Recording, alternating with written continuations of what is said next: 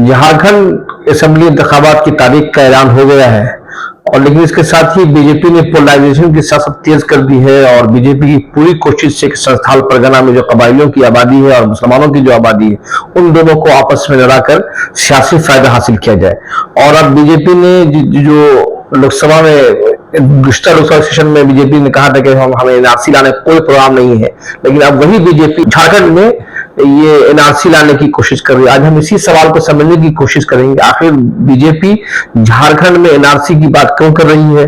और दूसरी ये बात जो दावा किया जा रहा है कि संस्थान परगना में कबाइलों की आबादी घट रही है, एसटी आबादी घट रही है, उसकी हकीकत क्या है।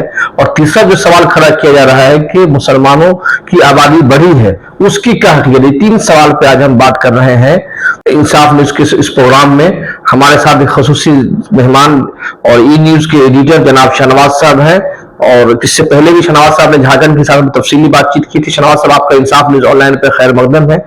मेरा आपसे पहला सवाल यही है कि आखिर बीजेपी झारखंड में एनआरसी की बात क्यों करने लगी है। तो शुक्रिया फिर से मुझे इंसाफ ऑनलाइन में बुलाने के लिए, इंसाफ न्यूज में मौका देने के लिए, आपके दर्शकों से बात करने के लिए।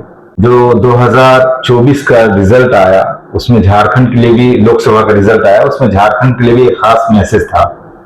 बीजेपी के उसके बाद, चूंकि झारखंड में हमेशा लोकसभा चुनाव के 6 महीने के बाद विधानसभा का चुनाव होता है, तो एक हर पार्टी अपना उस मैसेज को अपने अपने हिसाब से लेने की कोशिश करती है, उसके हिसाब से फिर तैयारी करती है।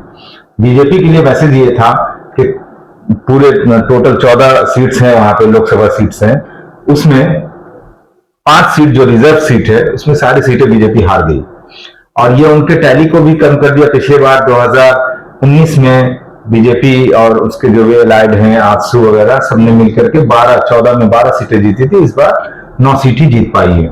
और खास करके उनका जो परफॉर्मेंस संथाल परगना के पूरे इलाके में और रिजर्व सीटों पे जो रहा, उससे उन्होंने एक मैसेज लिया कि अगर इसको नहीं रोका गया, मतलब इस पे कुछ काम नहीं किया गया, तो हमें आने वाली विधानसभा में दिक्कत होगी। अब आप ये जानते हैं, अभी किसी को बताने की जरूरत नहीं रही है कि बीजेपी का पॉलिटिकल काम करने का तरीका क्या रहता है। तो बीजेपी का तरीका यही रहता है कि हम किसी भी तरीके से मुस्लिम से जोड़ करके कोई भी मुद्दे को बनाएं। तो संथाल परगना में भी यही चीजें की गई और खुले तौर पे ये बताया गया कि बांग्लादेशी घुसपैठ हो रही है, आदिवासियों की संख्या कम हो रही है, मुस्लिमों की संख्या बढ़ रही है, इस तरह की बातें, जिसको हम लोग अब तो इस तरीके से ही बोलना चाहिए, जिसको बोल वचन कह सकते हैं।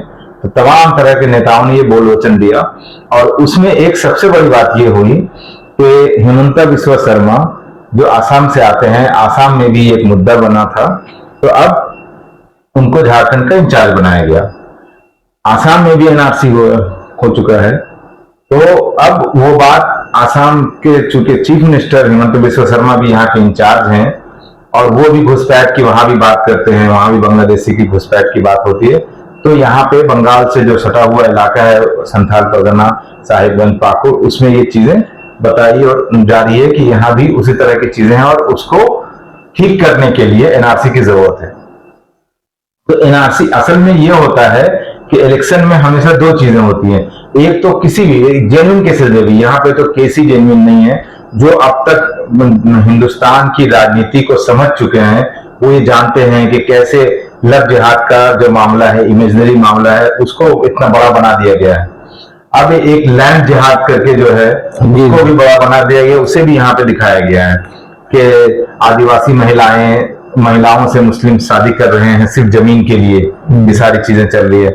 तो बीजेपी ने अपने इस चीजों को अपने ये के भाषणों के जरिए से बीजेपी के तमाम, बाबूलाल मरांडी से लेकर हिमंता बिस्वा शर्मा, शिवराज सिंह चौहान और दूसरे तमाम उसके नेता विपक्ष हैं, संभावरी नाम है उनका, तो वो उन्होंने भी ये सारी चीजें उठाया। पर जब उसको अगर ये करने की बात आई, कोर्ट में जवाब देने की बात आई, तो सेंटर की तरफ से जो एफिडेविट फाइल हुआ है झारखंड हाई कोर्ट में, उसमें ये कोर्ट में भी बीजेपी के कारकुन गया है, बीजेपी का जी। तो वहां पे जो रिपोर्ट आई है, जिसको ऑफिशियल सारी चीजें मान सकते हैं, ऑफिशियली उन लोगों ने एक्सेप्ट किया है, मतलब उसका कोई प्रूफ नहीं दे सके हैं, जी, है ना। जो आप कह रहे हैं कि बांग्लादेशी घुसपैठ हो रहा है, तो इसको कोई प्रूफ नहीं दे रहे हैं। और मतलब जो प्रैक्टिकली लोग जानते हैं कि इंडिया में बंगाली मुस्लिम्स के नाम पे बहुत सारी जगहों पे सियासत होती है। वही बंगाली मुस्लिम कभी बांग्लादेशी बन जाता है, वही बंगाली मुस्लिम कभी रोहिंग्या बन जाता है। उसी बंगाली मुस्लिम पे कभी दिल्ली में सियासत होती है, कभी बैंगलोर में सियासत होती है, आज की डेट में झारखंड में सियासत। लेकिन सर मरदमशुमारी की जब रिपोर्ट देखेंगे तो इसमें तो सच्चाई है कि वहां पर कबायली की आबादी पहले 36% थी और जो 2011 में जो सर्वे रिपोर्ट आई उसमें 26%, 10% आबादी घटी है और दूसरी मुस्लिम आबादी बढ़ी है। उसकी क्या हकीकत है? उसकी सबसे बड़ी हकीकत और सबसे अच्छा ये जो है, वहां पे एक बहुत ही अच्छा ऑर्गेनाइजेशन काम करता है जिसका नाम है झारखंड जन अधिकार महासभा। जी। और इस महासभा में कई सारे एनजीओ एक साथ जुड़े हुए हैं और बहुत ही जमीन पे ये लोग काम करते हैं। जमीन पे काम का मतलब ये है, उसको इस तरीके से समझे कि इंडिया के बड़े से बड़े न्यूज चैनल पूरे देश में कहां जमीन पे काम कर रहे हैं। जमीन पे उसका रिपोर्टर है या नहीं है वो साबित नहीं कर सकते हैं। वो भी एग्जिट पोल, वो भी बहुत सारी बातें हवाई बोलता है, बाद में रिजल्ट कुछ और आता है। लेकिन ये सारी संस्थाएं जमीन पे काम करे। तो इन्होंने खुद अपना वहां पे जांच किया। एक और कमेटी बनी थी, उन्होंने भी जांच किया, तो यही सारी चीजें पाई। अब मैं इनके हवाले से ही इसको, चूंकि ये आंकड़ों का मामला है और ये बहुत ही प्रतिष्ठित संस्था है, बहुत ढंग से काम कर रही है वहां पे, तो इन्होंने बहुत ही अच्छे से इसको समझाया। हल्फनामे में आंकड़े को गलत व्याख्यान करके, ये मैं झारखंड जन अधिकार महासभा का प्रेस रिलीज का एक हिस्सा पढ़ रहा हूँ, तो उसमें ये कहा कि गलत व्याख्यान करके संथाल परगना में हिंदुओं की संख्या में व्यापक गिरावट हुई है। ये कहा गया है कि 1951 में क्षेत्र की कुल जनसंख्या 23.22 लाख की थी, जिसमें हिंदुओं की आबादी 90.37 थी, मुसलमानों की 9.43 थी और ईसाइयों की 0.18% थी। कुल 23.22 लाख आबादी थी, आदिवासी 44% थे। ये कहा गया कि 2021 में हिंदुओं की जनसंख्या का अनुपात घट के 67 हो गया। मतलब उस वक्त 51 में 90% थे, अभी घट करके 67 हो गया हिंदुओं की आबादी। अब यहाँ बहुत अच्छे से हल्फनामे में ये नहीं बताया गया कि 1951 जनसंख्या में केवल 6 धर्म कोड में जनगणना की गई थी, हिंदू, इस्लाम, सिख, ईसाई, जैन एवं बुद्धिस्ट, एवं आदिवासियों को हिंदुओं में ही डाल दिया गया था। अच्छा, 1951 में जो जनगणना हुआ उसमें आदिवासी को हिंदू बनाया गया था। जी। जबकि 2021 जो जिससे कंपेयर कर रहे हैं 51 से 11, जबकि 2011 में अनेक आदिवासियों ने अपने को अन्य सरनामे लिखित करवाया। तो जब उस इलाके पूरे इंडिया में छत्तीसगढ़ और ये माना जाता है, ये झारखंड माना जाता है, यहाँ आदिवासी की आबादी अच्छी खासी है, 26% तो ऑन रिकॉर्ड आ चुके हैं। तो ये 26% जब आपसे घसक जाएंगे, 30% भी कम हो जाएंगे, अन्य सरनामे ये में करने लगेंगे, तो हिंदुओं की आबादी तो कम होगी उस हिसाब से, है ना। अब दूसरी बात ये आती है, जो आदिवासियों की एक और दूसरी वजह है जो एकदम जेन्युइन वजह है। अब आदिवासियों के जो इसमें कमी की बात आ रही है, तो आदिवासियों का मसला यह है कि वाकई में, और उसके जो उस कम्युनिटी से जो लोग आते हैं वो इस बात की बहुत फिक्र कर रहे हैं। आदिवासियों में हेल्थ के इश्यूज भी है, आदिवासियों में फर्टिलिटी रेट कम है। सबसे ज्यादा मरने की क्षमता भी ज्यादा है, बच्चों के मरने की क्षमता भी ज्यादा है, मोर्टेलिटी रेट भी ज्यादा है। तो इन सब के वजहों से एक साथ 3 कारण को आप ये देखिए, समझिए कि किसी भी कम्युनिटी में, है ना, आप कुछ भी तरक्की कर रहे हैं पर आपका फर्टिलिटी रेट नहीं बढ़ रहा है, आपके बच्चे की मौत हो रही है और एजुकेशन नहीं है, ओवरऑल हेल्थ में ये है। अब कई सारी प्रजातियां इंस्टिंक्ट हो रही है। मैं जिस शहर से आता हूं वहां पे एक बहुत बड़ी ये है, इंस्टिंक्ट हो रही है, एक जाति है वहां पे। उसके लिए बाजाफ्ता आज से 15 साल पहले वहां एक ट्रैवल डिप्टी कमिश्नर आई, उन्होंने उनके लिए कार्यक्रम चलाए, उनको शहर में ला करके बसाया, उनको अलग से स्कूलों में एडमिशन कराया। लेकिन उसके बावजूद आज 15 सालों के बाद भी आप बहुत बड़ा बदलाव नहीं देख पाइएगा। शायद जो एडमिनिस्ट्रेशन जिस तरह की स्टेप लेती है वो स्टेप सही नहीं होता है। जो उनका नेचर के साथ लगाव है, उसी के बीच में रह करके जो करना चाहते हैं, जीना चाहते हैं, तो वो सारी चीजें नहीं हो पा रही है। तो उसमें खुद एडमिनिस्ट्रेशन की गलती है, खुद गवर्नमेंट्स जो है उनका सही तरीके से जो एक जिससे उनकी आबादी बढ़ जाए, जिससे उनका हेल्थ बेटर हो जाए, उस तरीके से काम नहीं कर पा रही। किसी भी स्टेट में ये दावा गवर्नमेंट 100% नहीं कर सकती है कि उनके इस काम से आदिवासी समुदाय का पूरा ओवरऑल विकास हो रहा है, ओवरऑल जो है वो उनकी जनसंख्या बेहतर हो रही। तो ये मामला झारखंड में भी है। अब उसको मुस्लिम से जोड़ देना है ना, कि मुस्लिम्स के वजह से हो रहा है। अच्छा, यही मैं समझ रहा था कि अब जब हिंदू मुस्लिम हो रहा है, एसटी को मुस्लिम के खिलाफ किया गया, उसका इंतखाब तक क्या असर पड़ेगा? मतलब जी, जहां तक वो मामला है, देखिए अभी अगर आप झारखंड को समझिएगा तो बीजेपी के पास तो यही मुद्दा था कि रिजर्व सीट में कंप्लीट हार चुके हैं, और उसका असर दूसरे सीटों पे भी अगर कहीं मिलता है विधानसभा में तो उनको दिक्कत हो जाएगी, बड़ी दिक्कत हो जाएगी। और कहीं ना कहीं पिछले इलेक्शन में ये 14 में से 12 सीट जीतने के बावजूद भी असेंबली इलेक्शन हार गए थे। जी जी जी जी। तो इस मतलब तो 5 सीट और हार गए, मतलब 7 सीट हारे हैं इस मतलब। 7 सीट हारे हैं। और दूसरी बात यह है कि एक ट्राइबल चीफ मिनिस्टर है ना, वो और मेच्योर हो गया है, वो और स्ट्रांग हो गया है, वो मतलब उनका अपना नारा है कि हम झुके नहीं हैं, है ना। जी जी। तो इस तरह का जो ये हो रहा, वो आदिवासियों में एक सेक्शन में, ज्यादातर आदिवासियों में ये मैसेज किया है कि उनको हैरेस किया गया है, उनको सही से काम करने नहीं दिया गया, उनको मैंडेट मिला था। तो ये सारी चीजों का एक, ये तो आपने देखा लोकसभा में, अब उसका एक दूसरा ये वहां पे भी रहेगा, असेंबली में भी रहेगा, असेंबली में भी रहेगा, इस चुनाव में भी रहेगा। तो अब उसमें हाँ, एक बहुत बड़ी बात ये होती है, इंडिया के सभी जगहों पे होता है, झारखंड में भी है, कि किसी भी सीट पे कोई एक कम्युनिटी किसी को जिताता है, ऐसा कम होता है ना। तो अब ट्राइबल्स के साथ में मुस्लिम्स कितने आते हैं, एससी के वोटर्स कितने आते हैं, या और दूसरे कम्युनिटी के वोटर्स कितने आते हैं, ये भी फैक्टर होगा। लेकिन जो उनकी कोशिश थी बीजेपी की कि दोनों में दरार ये करें और ये लेकर आए, ये मतलब इसको ये नहीं कह सकते हैं कि आज के डेट में बीजेपी के लोग भी कॉन्फिडेंटली ये कह पाए कि हाँ हमको इसका लाभ मिला है जितना हम लोगों ने ये किया है। चूंकि फिर वही बात आ गई, झारखंड जन अधिकार महासभा जैसे लोगों ने, आज की रिपोर्ट में हमारे पास अभी तुरंत एक मैसेज आया कि वो लोग पाकुड़ में काम कर रहे हैं, वो लोग लोगों तक पहुंच रहे हैं, है ना। इन लोगों ने बाजाबता डिस्प्ले एड जैसा भी बहुत सारी चीजें बनाने शुरू कर दिए, है ना, कि इस गवर्नमेंट में किस तरीके से कम्युनिटीज को डिवाइड करने का और अनकॉन्स्टिट्यूशनल एक्ट करने का, जो बुलडोजर वाला जो ये मामला है, उस तरह कितने सारे काम करते हैं। तो लोगों के दिमाग में मतलब एक तरफ बीजेपी ने ये कोशिश किया कि डिवाइड हो, बड़ा हो और उसका फायदा उसे मिले, दूसरी तरफ तमाम तरह के ऑर्गेनाइजेशन इस बात को करने में लगे हैं कि इसका कोई असर नहीं हो। तो कोई असर, और ये के बाद में ये तो कहना मुश्किल है कि 100% क्या हो सकता है, पर इतना जरूर है कि बहुत ज्यादा असर नहीं पड़ेगा, इसलिए कि दूसरे तरफ हेमंत सोरेन का भी फैक्टर है कि वही आदिवासी जो है ये भी फील कर रहे हैं कि हेमंत सोरेन के साथ टॉर्चर किया गया। और जेएमएम के साथ में और गठबंधन के साथ में एक एडिशनल जो मामला हुआ है पिछले 5 सालों में, वो है कल्पना सोरेन। अच्छा। और कल्पना सोरेन भी आदिवासी ही है। अच्छा। और कल्पना सोरेन की खासियत यह है कि वो इंग्लिश, हिंदी, बांग्ला, संथाली सब में बात कर सकती है। अच्छा। वो मुर्मू भी है और सोरेन भी है। अच्छा। बेसिकली वो उड़ीसा की है और हेमंत सोरेन से शादी हुई है, और मतलब बहुत ही अच्छे से जेएमएम उनको यूज भी कर पा रहा है।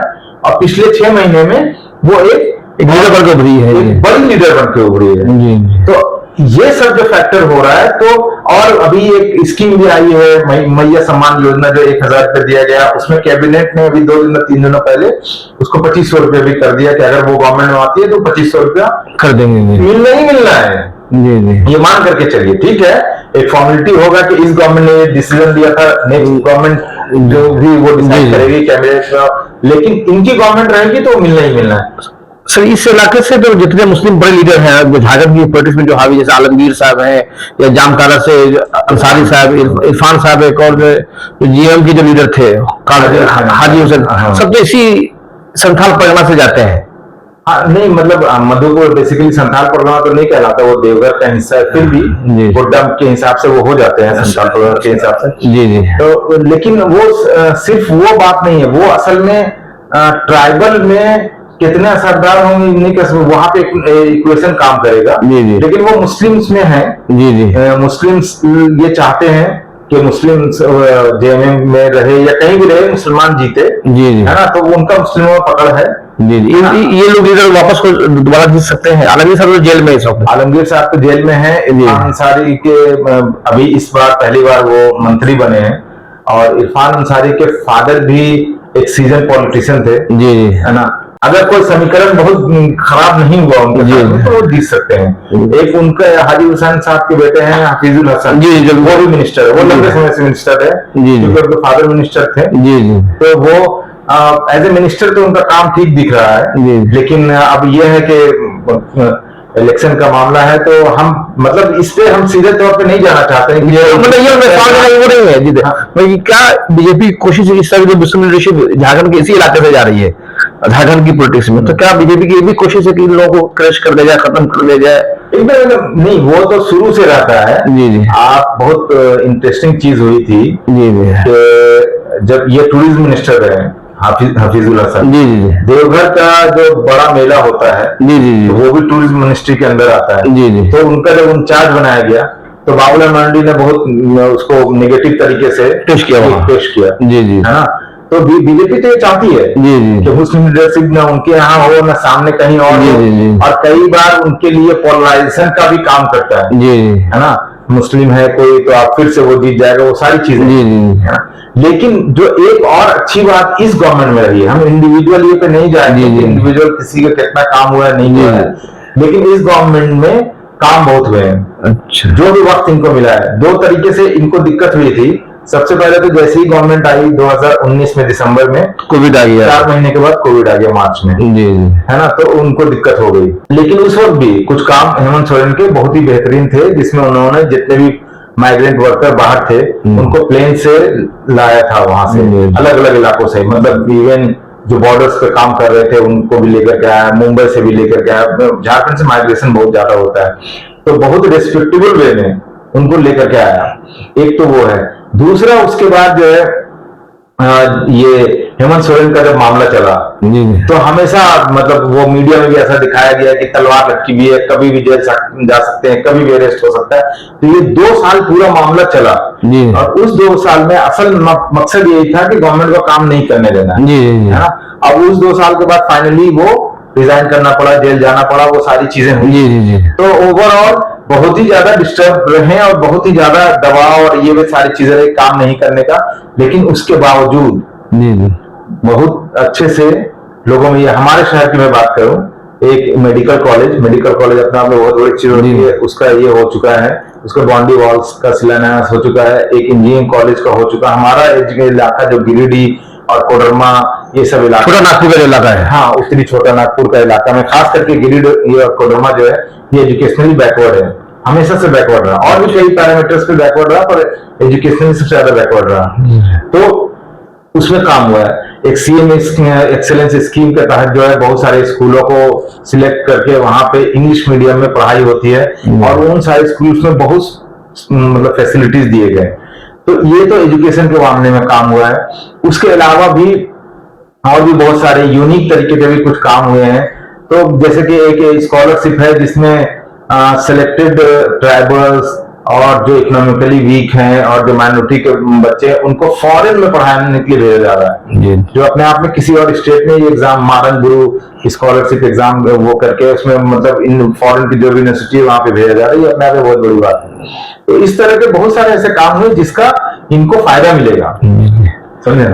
ये तो है, इसमें कोई शक नहीं। जो अभी जो 15 सितंबर को जो नेशनल कमीशन फॉर ट्राइबल्स का जो रिपोर्ट है, उसमें तो मजाक ये है कि उसमें लिखा कि साहेबगंज और पाकुड़ बांग्लादेश के बॉर्डर से सदा हुआ है, उसमें ये रिपोर्ट भी, तो मतलब इससे अंदाजा होता है कि रिपोर्ट कितना गैर संजीदा पर बनाई गई। लेकिन उस रिपोर्ट में संथाल परगना के शेरशाह आबादी जो मुस्लिम आबादी है, उसको खास तौर पर निशाना बनाया गया है। तो क्या शेरशाह आबादी का हिस्ट्री वहां पे उनकी आबादी का?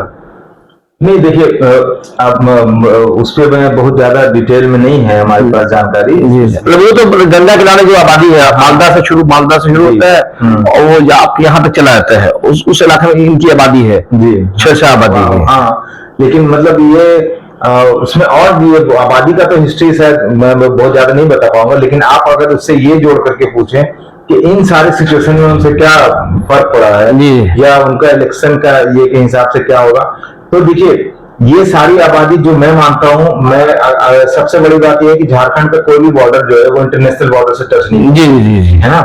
तो बीएसएफ बंगाल में है, तो बंगाल गवर्नमेंट या बीएसएफ उसके लिए रिस्पॉन्सिबल है। झारखंड गवर्नमेंट तो कम से कम नहीं है, पहली बात है।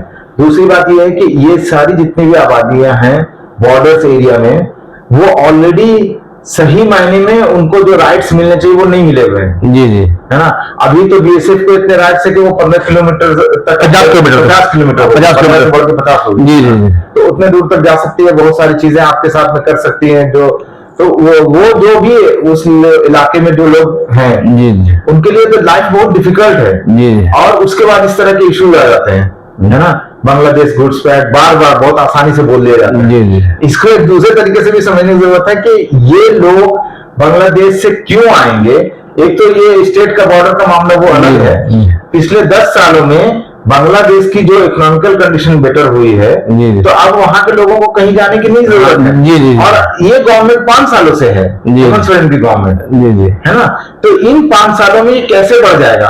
और ये भी चीज को मतलब सारे वोटर्स को, पब्लिक को ये चीजें भी समझने की जरूरत है कि लोकसभा से पहले ये कोई मुद्दा नहीं था। लोकसभा से इसकी एक बार भी, इसके पहले उसकी एक बार भी चर्चा नहीं हुई कि कोई बांग्लादेशी घुसपैठ हो रहा है और इतना बड़ा फर्क हो गया, इतनी बड़ी आदिवासी की भी आबादी कम हो गई और मुस्लिम आबादी इतनी बढ़ गई। लोकसभा से पहले इससे बारे में नहीं ज्यादा चर्चा हो रही थी, है ना। और लोकसभा के बाद तमाम फोकस इसी पे ही हो गया। तो बीजेपी को जो पॉलिटिकल फायदा जिस पॉइंट से हो सकता है ना। अब जैसे इनका बीजेपी के जो नासी का जो इसको ये लोग कैसे तोड़ रहे हैं, मतलब जेएमएम वाले या कांग्रेस वाले।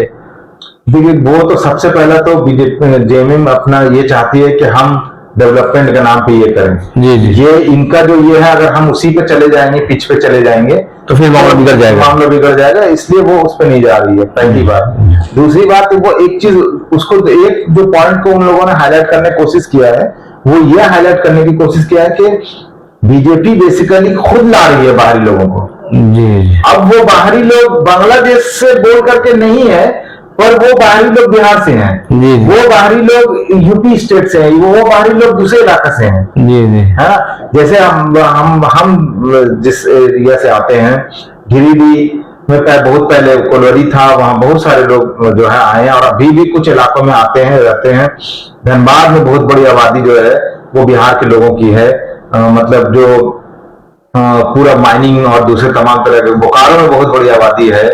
और पाकुर में भी ये बताया गया कि हाल के दिनों में बाहर से बहुत सारे लोग आए, वो बांग्लादेशी नहीं हैं, है ना, लेकिन वो बिहार के हैं और उनका वोट बीजेपी को मिलता है। तो ये सारी चीजें भी, एक सुदीप कुमार सोनू गिरिडीह के एमएलए हैं, उन्होंने बाकायदा विधानसभा में ये बात को बोला कि आप ला रहे हैं बाहरी लोगों को और आप उसका वोट ले रहे हैं, आप उसका फायदा उठा रहे हैं।